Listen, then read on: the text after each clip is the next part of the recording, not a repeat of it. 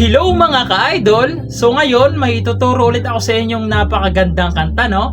Yung kanta pa lang ituturo ko ngayon sa inyo ay request sa atin ng ating supporter, no? So yung request niya pala mga ka-idol ay yung Uhaw by Dilaw na reggae version. So ito na yung idol, yung request mo. Sana magustuhan mo yung ginawa nating reggae version nitong Uhaw, no?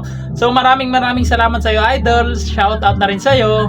So proceed muna tayo dun sa kanyang reggae strumming, no? So ito lang yung pinaka-bass natin mga ka-idol. Ito yung bass natin ha, bass. So ganito siya.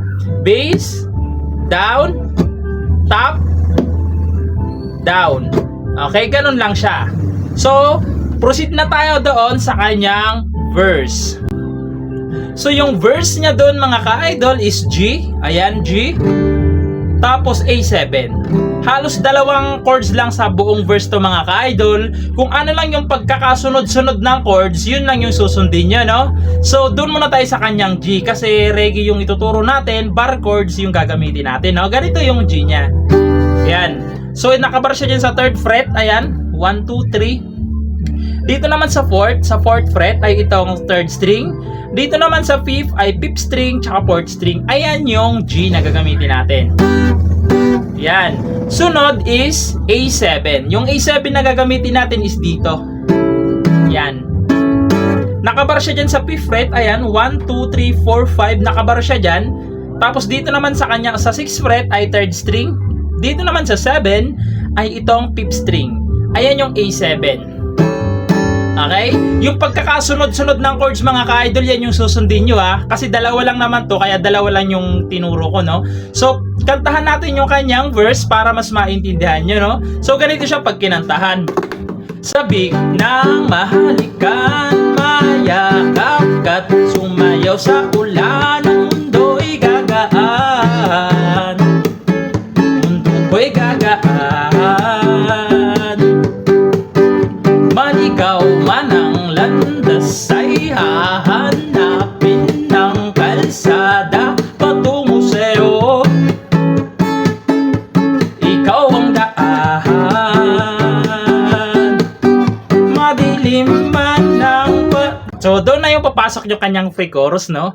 So proceed na tayo doon sa kanyang free chorus. So yung free chorus niya doon mga ka-idol is B7. Ayan, B7. Yung B7 pala mga ka-idol, nakabar siya dyan sa 2nd fret. Ayan. Dito naman sa 4th fret ay itong 3rd string tsaka 2nd string lang. Ayan yung B7. Dalawang B7. Tapos C. Ayan yung C, nakabar siya dyan sa 3rd fret. 1, 2, 3, nakabar siya dyan. Dito naman sa 5th fret ay 2nd string. 3rd string tsaka 4th string. Ayan, C. Sunod, C minor. Yung C minor, nakabar pa rin siya dyan sa 3rd fret. Ipitin nyo naman dito sa 4th fret ay itong 2nd string. Dito naman sa 5th fret ay itong 4th string tsaka 3rd string. Ayan yung C minor. Okay, yan. So, ganito naman siya pag kinantahan yung kanyang free chorus, no? Dumilim man ang paligid ay ikaw pa rin ang ilaw ko.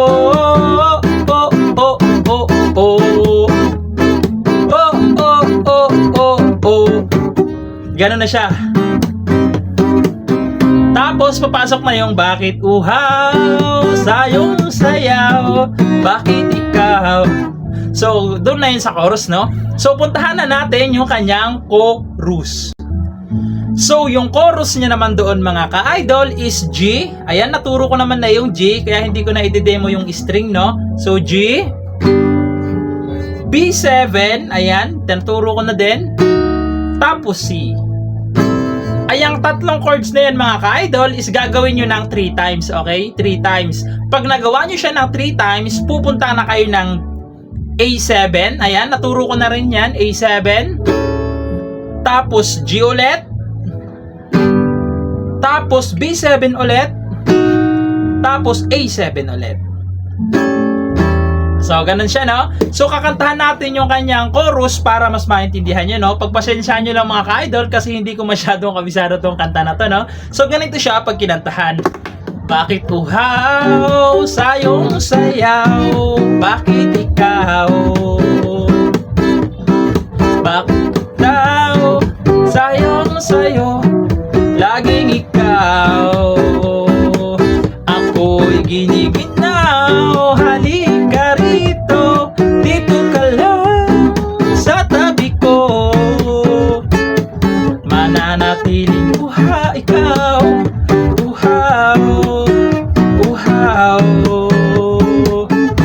Tapos papasok yung kanyang bridge, no? So sa part na ganito siya. Nauuhaw, naliligaw na. So doon na siya papasok, no? So puntahan na natin yung kanyang bridge. So yung bridge niya naman doon mga ka-idol is D sharp. Ayan. Yung D sharp mga ka-idol is nandito siya sa may 6th fret. Ayan. 1, 2, 3, 4, 5, 6. Nakabar siya dyan sa 6th fret. Dito naman sa 8th fret ay itong 3rd string. Tsaka, 4th string pala. Tsaka 3rd string. Ayan yung D sharp. Okay, D sharp. Sunod is A sharp. Yung A sharp mga ka-idol is ayan. Nandito pa rin siya sa 6th fret. Dito naman sa 7 ay itong 3rd string. Dito naman sa 8 ay 5th string.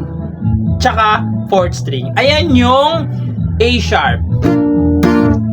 Ayan siya. Gagawin nyo siya ng 3 times. Okay? 3 times nyo siyang gagawin. Pagkatapos nyo ng 3 times, mga ka-idol, is pupunta kayo ng D sharp ulit. D sharp. Ayan. Tapos D7. Yung D7 mga ka-idol is bar chords yung gagawin natin. So nandito siya sa may 5th fret. Ayan. Nakabar siya dyan sa 5th fret. Yung D7. Ito naman ipitin nyo is itong 3rd string sa 7th fret, 3rd string, tsaka 2nd string lang. Bali, ganyan yung itsura ng D7 na gagamitin natin, no? Ayan. So, kakantahan natin yung kanyang bridge, pero pagpasensyahan nyo ng mga ka-idol kasi hindi ko masyadong kabisado yung kanyang lyrics, no? So, ganito siya pag kinantahan. Nauuhaw, naliligaw, naliligaw, nalulunod sa katat na katao mo na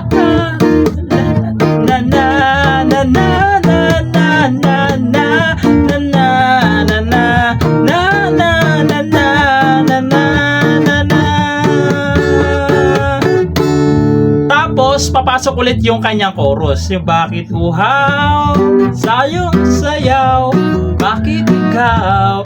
So ganoon lang siya, no? So pagpasensyahan nyo ng mga ka-idol kung medyo magulo yung pagturo ko, no? Kasi hindi ko masyadong kabisado yung kanyang lyrics. Pagpasensyahan nyo na. So ayun lang, sana nagustuhan nyo yung video natin and bye bye.